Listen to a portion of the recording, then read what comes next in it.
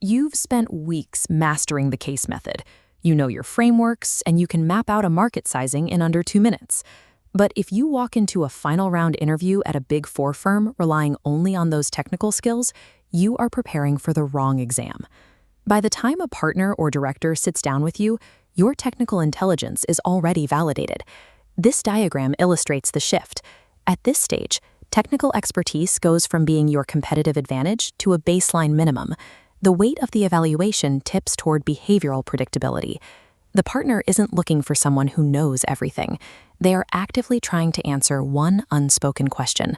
Are you the person they want to work with when a high-stakes project inevitably goes wrong? To pass this phase, you need to put the case frameworks aside.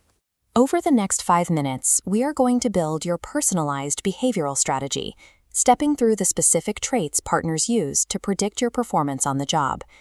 The interview begins before the case starts. Those first 5 minutes of small talk form a calculated behavioral test. This happens when the partner casually mentions a delayed flight or a rough weekend for their favorite sports team. The interviewer is intentionally removing the structure to see how you behave without a script. They want to observe if you can maintain an engaging conversation when the formal subject matter has run out. In this context, empathy is not about sympathy. It is your capacity to show genuine curiosity about the other person's reality. When they offer a casual remark, they are testing your ability to listen and find points of connection. Before you walk into the room, identify 3 non-business anchor topics, like a recent trip, a personal hobby, or a local event. Having these ready allows you to pivot naturally and keep the dialogue flowing. Navigating this initial friction proves you can be trusted. It indicates to the partner that you have the interpersonal agility to protect client relationships during high-stress, off-script moments. The next requirement is contextual intelligence. This is the discipline of knowing exactly when and how to deploy your critical thinking. Consulting firms actively filter out a specific candidate profile, the problem maker. This is the person who spots an error on a slide and points it out in front of the client, offering no solution. A highly effective problem solver follows a clear rule of communication. Question in private, propose in public. You address the flaw directly with the partner before you enter the room, not during the presentation. There is a stark difference between these two approaches. To prepare, formulate a specific example of a past professional disagreement. Do not focus heavily on the technical issue itself. Instead, detail the diplomatic method you use to address it. When you share this example, the resolution must highlight a tangible benefit for the broader team or the client. It shows that your priority was solving the problem, rather than proving you were the smartest person in the room.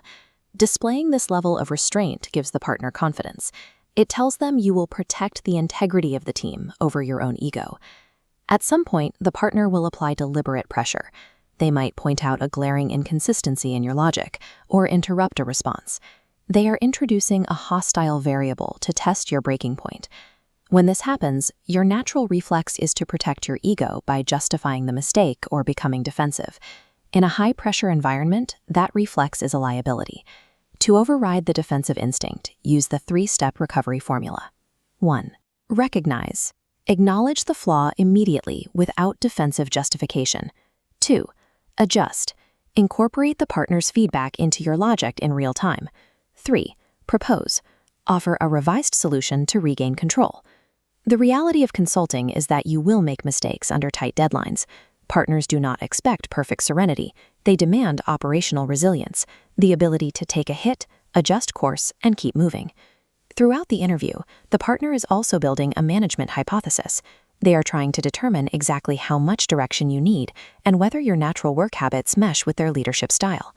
Friction occurs when candidates claim they love the rapid rotation of short-term strategy projects when they actually thrive in stable long-term engagements.